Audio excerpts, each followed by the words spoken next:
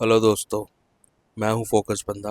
एक बार फिर लौट आया हूं सच्ची और डरावनी कहानियों के साथ।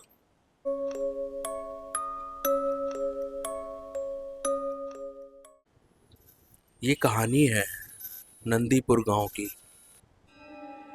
और इस गांव में एक बहुत ही पुराना हॉस्पिटल हुआ करता था जिसका नाम था सेंट मैरी जनरल हॉस्पिटल। यह हॉस्पिटल ज़्यादा बड़ा नहीं था, लेकिन पूरी डिस्ट्रिक्ट के पेशेंट्स इसी हॉस्पिटल में अपना इलाज कराने आते थे।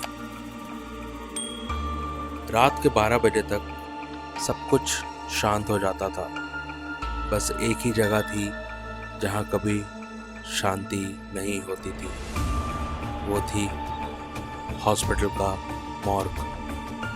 यही जगह थी जहाँ डेड बॉडीज रखे करते थे ताकि सुबह पोस्टमार्टम हो सके या रिलेटिव्स आके अपनी बॉडीज को आइडेंटिफाई कर लें। इस कहानी का मेन कैरेक्टर है राघव, इसी हॉस्पिटल का एक जूनियर स्टाफ मेंबर।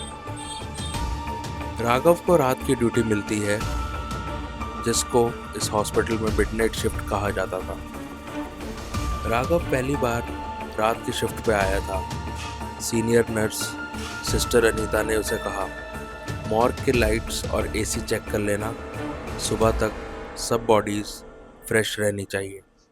राघव हाँ में हाँ मिलाता हुआ चला गया बेसमेंट की तरफ। मॉर्ग बेसमेंट में ही था।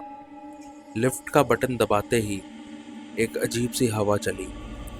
लिफ्ट के अंदर एक अजीब सी केमिकल की बदबू और डैम्पनेस थी। बेसमेंट में उतरते ही उसने देखा मॉर्ग रूम नंबर 9 के सामने एक नई बॉडी आई हुई थी। ये एक एक्सीडेंट केस था। बॉडी का नाम था डॉक्टर नीलेश कपूर। राघव हैरान हो गया क्योंकि ये वही डॉक्टर था जिनके साथ वो कुछ दिन पहले तक काम कर रहा था। अनीता ने बताया कार एक्सीडेंट है, इंस्टेंट डेथ। राघव ने बॉडी टैग चेक किया तो सब नॉर्मल लग रहा था। उसने फ्रीज़र बंद किया और चला गया रजिस्टर साइन करने। रात के 2:15 बजे राघव कॉफ़ी लेने ऊपर जा रहा था, तभी लिफ्ट के अंदर इमरजेंसी लाइट फ्लिकर होने लगी। लिफ्ट रुक गई बेसमेंट के लेवल पे। लिफ्ट खुली पर वहाँ कोई नहीं था। बस एक ठंडी सी हवा का झोंका और एक अजीब सी बदबू आई। वो घबरा गया पर समझा शायद ये कोई लिफ्ट का बटन दबा के मजाक कर रहा है। उसने वॉकी टॉकी से सिक्योरिटी को कॉल किया और पूछा, बेसमेंट में कोई है क्या? रिप्लाई सामने से आया, नहीं सर, सभी वार्ड्स लॉक्ड हैं। वो वापस मॉर्ग की तरफ गया और देखा मॉर्ग नंबर 9 का दरवाज़ा थोड़ा ओपन था। उसने जाके डोर बंद किया पर अंदर एक मेटल ट्रे जो कि अपने आप उसको हिलते हुए दिख रही थी। उसने फ्लैश लाइट से देखा तो सब कुछ स्टैटिक था, कुछ नहीं हो रहा था। बॉडी फ्रीज़र में थी, टैग भी था डॉक्टर नीलेश कपूर के नाम का।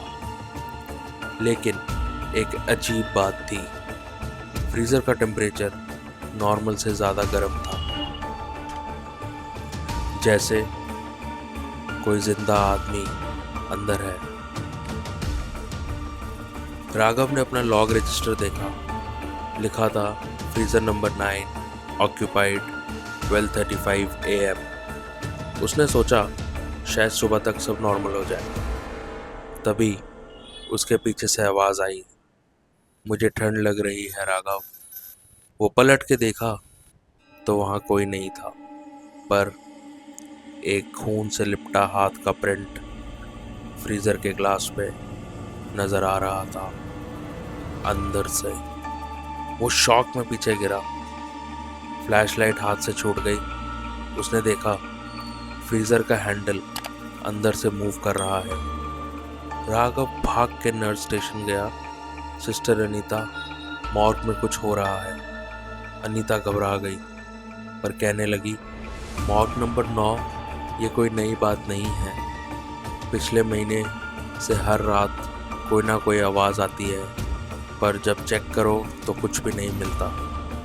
राघव इंसिस्ट करता है, चलो मेरे साथ, आप देखो। दोनों बेसमेंट में गए। फ्रीज़र ओपन था और बॉडी गायब। बस एक टैग फ्रीज़र में पड़ा था, डॉक्टर नीलेश कपूर, और फ्लोर पे लिखा था, you left me to die.